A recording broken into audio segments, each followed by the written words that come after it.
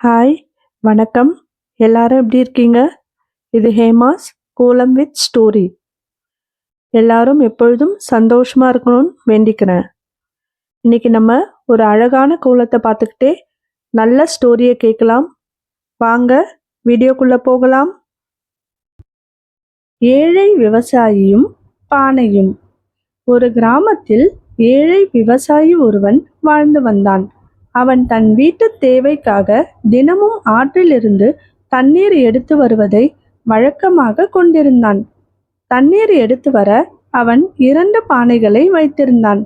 அந்த பானைகளை ஒரு நீளமான கழியின் 2 முனைகளிலும் தொங்கவிட்டு கழியை தோளில் சுமந்து செல்வான்.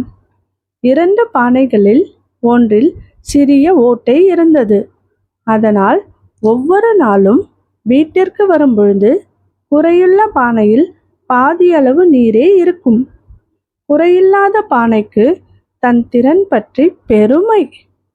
குறையுள்ள பானையை பார்த்து எப்பொழுதும் அதன் குறையை கிண்டலும் கேலியும் செய்து கொண்டே இருக்கும்.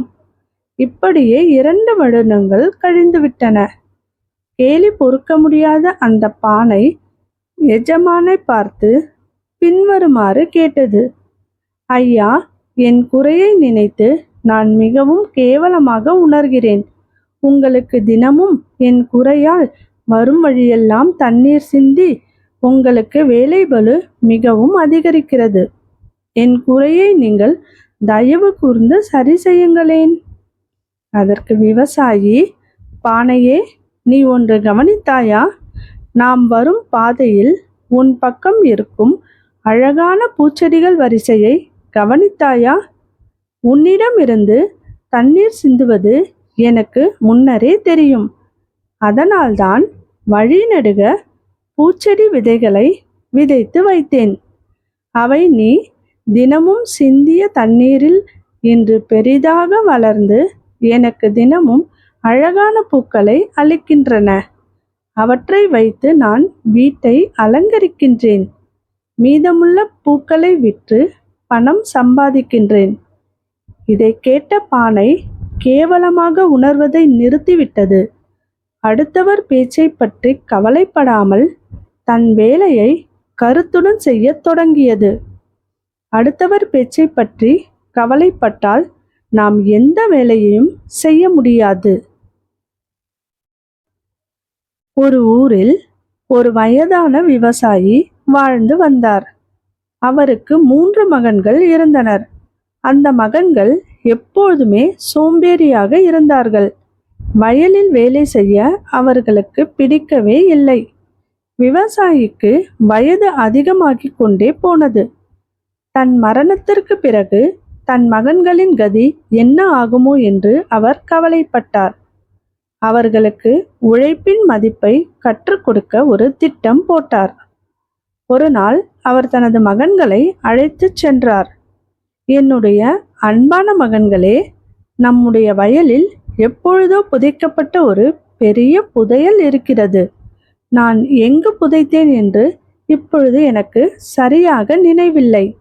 நீங்கள் அந்த வயலை நன்றாக தோண்டி பார்த்தால் அந்த புதையல் உங்களுக்கு கிடைக்கும் என்று கூறினார். மகன்களுக்கு ஒரே சந்தோஷம்.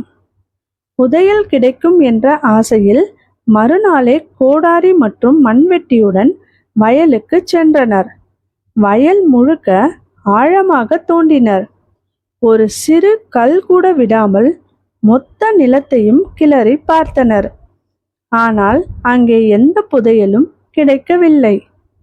அவர்களுக்கு ஏமாற்றமும் கோபமும் வந்தது.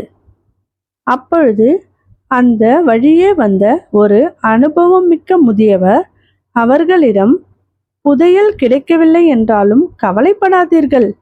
நிலத்தை இவ்வளவு நன்றாக தோண்டிவிட்டீர்கள். இதில் நல்ல விதைகளை விதையுங்கள். இயற்கையின் புதையல் உங்களுக்கு கிடைக்கும் என்றார். மகன்களுக்கு புத்தி வந்தது. தந்தையின் தந்திரம் அவர்களுக்கு புரிந்தது. அவர்கள் அந்த நிலத்தில் நல்ல விதைகளை விதைத்தனர். மழை பெய்தது. அவர்கள் பாடுபட்டு உழைப்பால் வயல் முழுவதும் செழித்து வளர்ந்த பொன்னை போன்ற கதிர்கள் விளைந்தன. நல்ல விலைக்கு விற்று லாபம் பார்த்தனர். அப்பொழுது தந்தை அவர்களிடம், உண்மையான புதையல் இதுதான் பிள்ளைகளே, உழைப்பு எப்பொழுதும் வீண் போகாது என்றார். நேற்றைய புதிரின் விடை. வாய் இல்லை, ஆனால் எல்லோரிடமும் பேசுவேன். கால் இல்லை, ஆனால் உலகம் முழுதும் சுற்றுவேன். விடை செய்தி. இன்றைய புதிர். 1 கிலோ பஞ்சு, 1 கிலோ இரும்பு. இதில் எது அதிகமான எடை கொண்டது? இதுக்கு உங்களுக்கு விடை தெரிஞ்சதுன்னா கமெண்ட் பண்ணுங்க. இது மாதிரியான அழகான கோலங்கள் பார்க்கவும், நல்ல ஸ்டோரியை கேட்கவும் என்னுடைய சேனலை சப்ஸ்கிரைப் பண்ணுங்க, லைக் பண்ணுங்க, உங்களுடைய ஃப்ரெண்ட்ஸ் அண்ட் ஃபேமிலிக்கு ஷேர் பண்ணுங்க. தேங்க்யூ.